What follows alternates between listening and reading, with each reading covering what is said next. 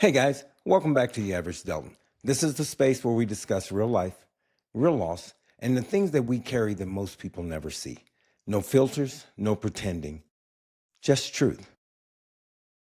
Now, today is one of those conversations that isn't easy, but I think it's necessary.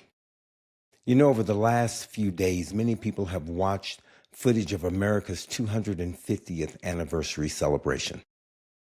Now, alongside the celebration, there were also images of white nationalist groups showing up. Now, for many people, especially some of my white friends, those images brought shock, disappointment, even anger. And honestly, their reaction caught me off guard. Not because they were upset, because they were surprised. Now, as a black man in America, surprise isn't an emotion I felt.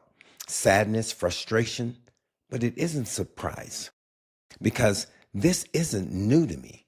I've lived my entire life knowing that somewhere, someone believes the color of my skin makes me less American, less deserving, maybe even less human. That's never been something I've had the luxury of forgetting. It isn't something most people of color ever completely forget. Even on our best days, even when our life is good, even when we're surrounded by wonderful people, that awareness never fully disappears. Now, let me be clear. I'm not defending what happened. I'm not minimizing it. I'm not trying to throw shade at anyone who was hurt or angry by it. Those images, we should be angry because hate deserves to be confronted. But I also think perspective matters. The overwhelming majority of white Americans do not subscribe to a white nationalist belief. Researchers try to estimate the size of these movements. And while it's difficult to measure precisely, they represent a very small fraction of the population. They're loud, they're visible, but they're not the majority. That's an important distinction because if we begin believing that every white person secretly believes those ideas, then hate has already succeeded in dividing us. Most white Americans reject racism. Most parents are trying to raise good kids. Most people simply want to live peaceful lives with their neighbors. I believe that. I've experienced that. Some of the people who've encouraged me the most in my life have been white. Some have been black, some have been Hispanic, some have been Asian. Goodness isn't limited to one race. Neither is hate. But here's the part we can't ignore. Small groups can still cause enormous damage. History has taught us that. Hate doesn't need to be popular. It only needs to be organized. It only needs enough people willing to spread fear. And sometimes it only needs everyone else to stay silent. There's an old saying, the only thing necessary for evil to triumph is good people do nothing. Now, whether or not Edmund Burke actually said those exact words almost doesn't matter. The principle is true. Silence has consequences. Ignoring hate doesn't make it disappear. Pretending it isn't there doesn't weaken it. If anything, it gives it room to grow. Over the past several years, it feels like hate has found its voice again.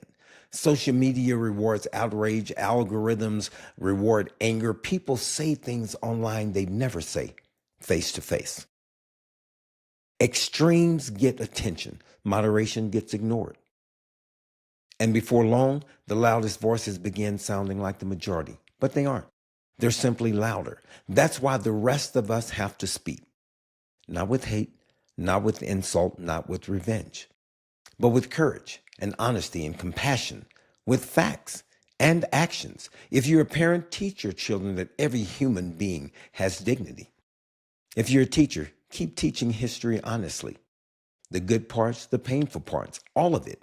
If you're a coach, model respect. If you're a pastor, preach love louder than fear.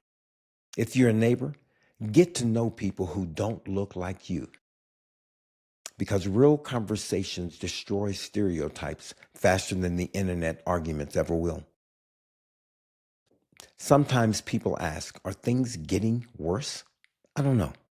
Maybe some of what's happening today has always existed. Maybe we're just seeing more of it because everyone carries a camera with them now. Either way, our responsibility stays the same. Confront hate, reject racism, stand up for one another. Don't excuse it when it comes out of your own side.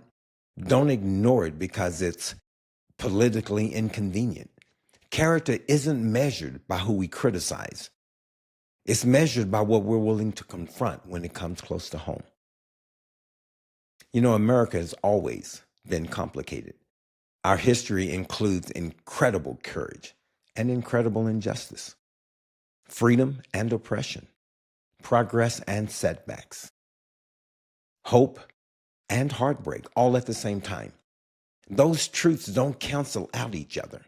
They're both part of our story. As we celebrate 250 years of this country, I think we owe ourselves honesty.